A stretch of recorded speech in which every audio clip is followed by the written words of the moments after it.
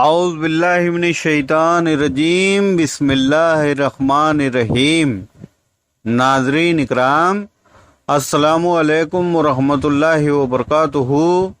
میں صوفی G M خلیل قادری الچشتی افتخاری خاک پائے پنجتن پاک پھر آپ کی خدمت میں ایک نیا موضوع لے کر حاضر ہوا ہوں۔ لیکن اس سے پہلے اگر آپ ہمارے چینل پہ نئے ہیں تو ہمارے چینل کو سبسکرائب کیجئے، لائک کیجئے، شیئر کیجئے تاکہ ہمارا آنے والا ویڈیو آپ تک جلد از جلد پہنچ سکے، اس کا نوٹیفیکیشن آپ کو ملتا رہے۔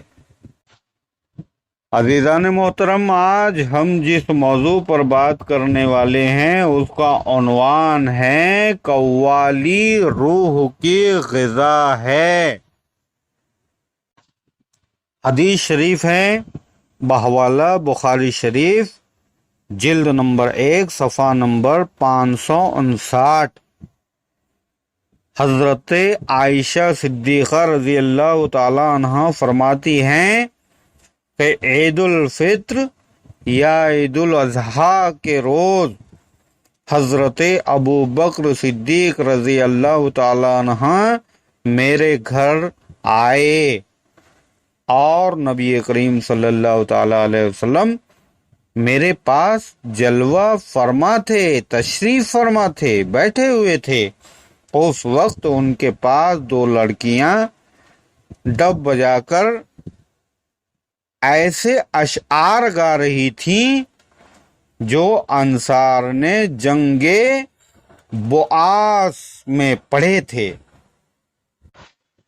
حضرت ابو بکر صدیق رضی اللہ تعالی عنہ نے 2 مرتبہ ان لڑکیوں سے فرمایا، بند کرو، بند کرو، یہ شیطانی گانا ہے، یہ شیطانی گانا ہے۔ لیکن اس کے بعد نبی کریم صلی اللہ تعالی علیہ وسلم نے ابو بکر صدیق رضی اللہ تعالی عنہ سے فرمایا کہ اے ابو بکر، انہیں رہنے دو، بے شک ہر قوم کی عید ہوتی ہے اور آج ان کی عید کا دن ہے۔ دوسری حدیث بخاری شریف، جلد نمبر 2 صفحہ نمبر 773۔ خالد ابن ذکوان نے حضرت ربیع بنت معوذ ابن افرا رضی اللہ تعالی عنہ سے روایت کی ہے کہ جب میری رخصتی ہوئی تو نبی کریم صلی اللہ تعالی علیہ وسلم میرے پاس تشریف فرما تھے، تشریف لائے ہوئے تھے اور اس طرح میرے بستر پر آ کر جلوہ افروز ہوئے جیسے آپ وہاں بیٹھے ہوئے ہیں۔ کچھ لڑکیاں ڈب بجا کر اپنے ان بزرگوں کے کارنامے بیان کر رہی تھی جو غزوہ بدر میں جام شہادت نوش فرما گئے تھے۔ جب ان میں سے ایک لڑکی نے کہا، اور ہم نے ایسے نبی بھی ہیں، اور ہم میں ایسے نبی بھی ہیں جو کل کی بات جانتے ہیں، تو سرور کائنات حضرت محمد صلی اللہ تعالی علیہ وسلم نے فرمایا کہ یہ بات چھوڑو اور وہی باتیں کرو۔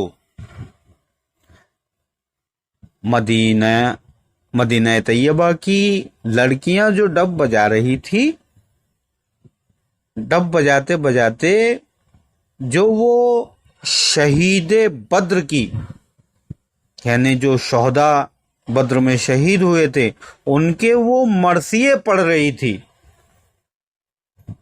تو ظاہر سی بات ہے کہ وہ مرثیے کسی صحابی نے لکھے ہوں گے۔ تو ایک لڑکی نے مرثیہ پڑھتے ہوئے یہ مصرع کہا، وَفِينَا نَبِيٌّ يَعْلَمُ مَا فِي غَدِ، یعنی ہم میں ایسا نبی جلوہ افروز ہے جو آئندہ کے واقعات کو بخوبی جانتا ہے۔ تو نبی کریم صلی اللہ تعالی علیہ وسلم نے انہیں روکا کہ یہ بات چھوڑو۔ ان کا اشارہ تھا کہ میری تعریف مت کرو، جو وہ اشعار تم پڑھ رہے تھے شہداء کی شان میں، وہی مرثیہ سناؤ۔ اللہ تبارک و تعالی سورہ مائدہ میں فرماتا ہے، جس کا ترجمہ ہے کہ اور جب وہ کلام جو رسول اللہ صلی اللہ تعالی علیہ وسلم پر اتارا گیا سنتے ہیں تو ان کی آنکھوں کو تم آنسو بہاتا دیکھو گے، کیونکہ ان کو حق بات معلوم ہوئی ہے۔ یہ سما سننا لہذا جائز ہے اور یہ روح کی غذا ہے، جس کے بارے میں اہل ایمان کبھی اختلاف نہیں کرتے۔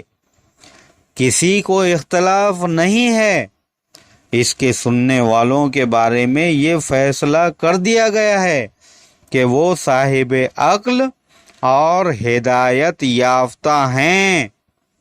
وہ سما ہے اور اس کی حرارت یقین کو ٹھنڈک سے متاثر کر کے آنکھوں سے اشک باری کا سبب بنتی ہے۔ کبھی یہ آنسو وہ ملال کے آنسو ہوتے ہیں اور حزن و ملال میں حرارت ہے، کبھی یہ ذوق و شوق کے آنسو ہوتے ہیں اور شوق بھی مزاجن گرم ہوتا ہے۔ محفل سما سننا ہر بزرگ کا شوق و ذوق رہا ہے اور یہ قیامت تک اہل طریقت میں قائم رہے گا۔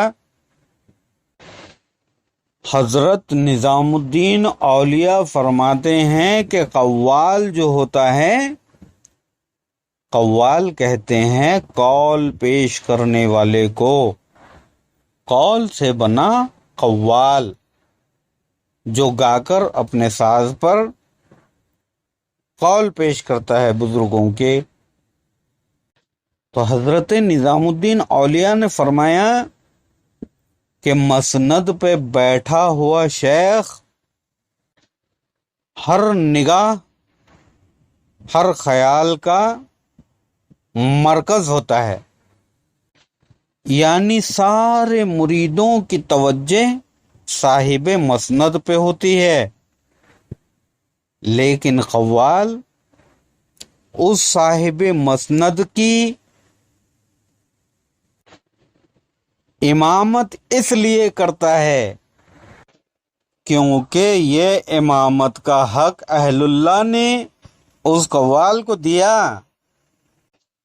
قوال اہل محفل کے خیالوں کی امامت کرتا ہے، سب کے خیال کو باندھ لیتا ہے۔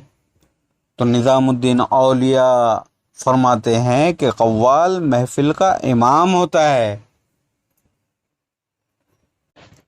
اور جو لوگ محفل سما پر طعنہ زنی کرتے ہیں وہ بزرگوں کے طریقے سے ہٹ کر ہے۔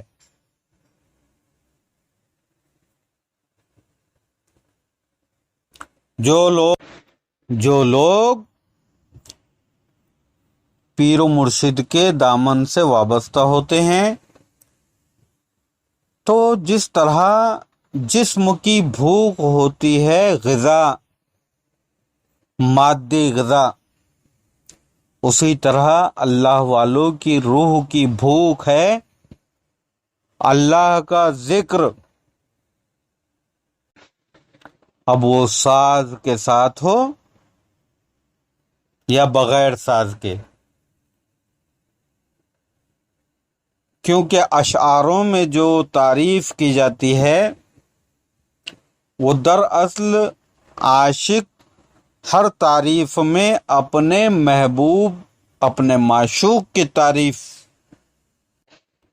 تلاش کرتا ہے اور ہر تعریف کو اپنے محبوب کی تعریف سمجھتا ہے۔ خیال رہے کہ محفل سماع عبادت بھی ہے،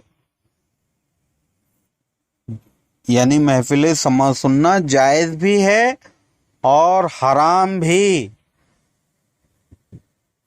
جائز ان لوگوں کے لیے ہے جن کو ذوق ہے، جن کو قرب خداوندی حاصل ہے اور جن کے دل و دماغ عشق حقیقی میں مبتلا ہیں، ان کے لیے محفل سماع سننا عبادت ہے۔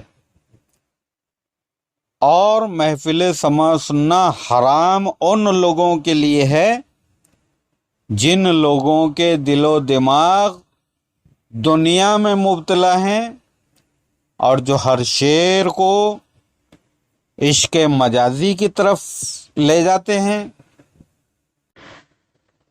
جن کی عقل کا پرندہ کوچے عشق حقیقی میں اڑان نہیں بھرتا،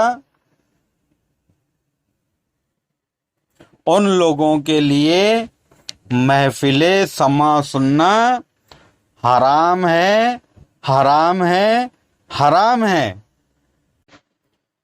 مولا کریم ہر صاحب نسبت کو اپنے پیر کی محبت عطا کرے، آمین ثم آمین۔